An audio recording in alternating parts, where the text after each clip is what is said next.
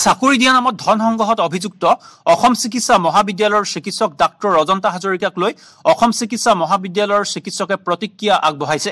ৰেলৱেত চাকৰি দিয়া নামত লাখ লাখ টকা সংগ্ৰহ কৰি নিবনুৱা মূৰত মাধমৰা মৰা বুলি অভিযোগ উত্থাপিত হোৱা অসম চিকিৎসা মহাবিদ্যালয়ৰ চিকিৎসক ডক্তৰ অজন্তা হাজৰিকা বৰ্তমানেও পলাতক বুলি জানিব পৰা গৈছে। উল্লেখযোগ্য যে একাংশ শিক্ষিত নিবনুৱা যুৱকৰ পৰা ৰেলৱেত চাকৰি দিয়া নামত ধন সংগ্ৰহ কৰা বুলি অভিযোগ উত্থাপিত কৰি যোৱা 6 ডিচেম্বৰত ডিব্ৰুগড় থানাত ৰুজু কৰা 2150/2020 গোচৰৰ অধীনত আৰক্ষীয়ে তেওঁক লৈ বৰ্তমান তদন্ত অব্যাহত ৰাখিছে। কিন্তু এই দিশত কোনো ধৰণৰ বিতং তথ্য বৰ্তমানে সংবাদ মাধ্যমৰ আগত দাঙি ধৰা নাই আৰক্ষীয়ে। অৱশ্যে পৰৱৰ্তী সময়ত আৰক্ষীয়ে এই দিশত বিতং তথ্য দাঙি ধৰিব বুলি মন্তব্য আগবঢ়াইছে। আৰু ইফালে এই দিশত অসম চিকিৎসা মহাবিদ্যালয়ৰ নাম সাঙুৰ খাই পৰাত অসম চিকিৎসা মহাবিদ্যালয়ৰ চিকিৎসকে ডক্তৰ অজন্তা হাজৰিকাক লৈ বৰ্তমান প্ৰতিক্ৰিয়া আগবঢ়াইছে সংবাদ মাধ্যমৰ আগত। এনেকুৱা এটা বিষয় লৈ যে আমাৰ ওচৰত আহিব লগা হৈছে, এনেকুৱা এটা বিষয় লৈ নাহি যদি বেলেগ এটা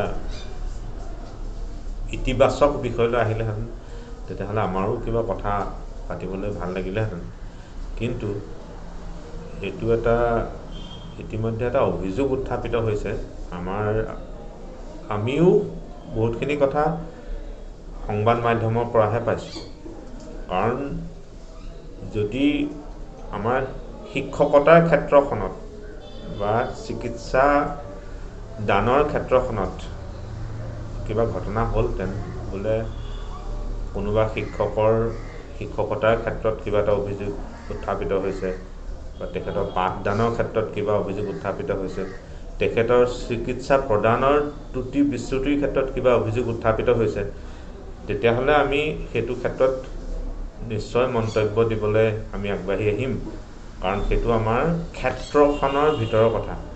কিন্তু ইয়াত যিটো অভিযোগ উত্থাপিত হৈছে সেইটো আচলতে তেখেতৰ, যদিও তেখেত আমাৰ অসম চিকিৎসা মহাবিদ্যালয়ৰ শিক্ষক মণ্ডলীৰ এগৰাকী সদস্যা, তথাপিও যিটো ক্ষেত্ৰত এইটো অভিযোগ উত্থাপিত হৈছে সেই ক্ষেত্ৰখন আচলতে অসম চিকিৎসা মহাবিদ্যালয়ৰ পৰিধিৰ বাহিৰত। তেখেতৰ ব্যক্তিগত খণ্ডৰ কথা যিটো অভিযোগ ইতিমধ্যে উত্থাপিত হৈছে, তেখেতৰ ব্যক্তিগত জীৱনৰ এটা কথা বা কিন্তু নামটো আহিছে যিহেতু অসম চিকিৎসা মহাবিদ্যালয়ৰ শিক্ষক বা শিক্ষয়িত্ৰী হিচাপে, তেতিয়াহ'লে আমি এইটোৱে ক'ম যে এনেকুৱা এটা অভিযোগ উত্থাপিত হোৱাটো দুৰ্ভাগ্যজনক। আমাৰ সকলো শিক্ষকেই এনেকুৱা এটা অভিযোগ উত্থাপিত হোৱাৰ বাবে আমি এই ঘটনাটোত আমি নিন্দা কৰিছোঁ। আমি বিচাৰিছোঁ যাতে এটা নিৰপেক্ষ তদন্ত হওক।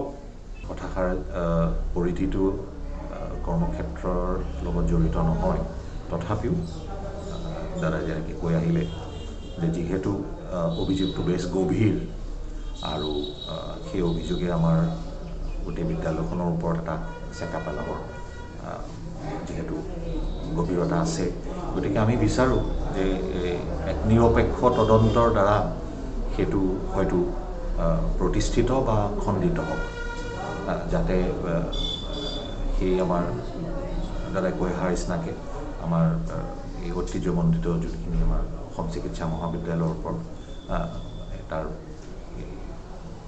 যোনটো তাৰ কালিমা সেইটো তাৰ নাইকিয়া হওক আৰু নিৰপেক্ষ তদন্তৰ বিচৰাৰ বাহিৰে আমাৰ যিহেতু এই ক্ষেত্ৰৰ ভিতৰত হোৱা নাই, গতিকে ব্যক্তিগত খণ্ডত হোৱা অভিযোগৰ যিহেতু কথা, গতিকে আমাৰ বিশেষ আৰু ইয়াত মন্তব্য কৰাৰ থল নাথাকে।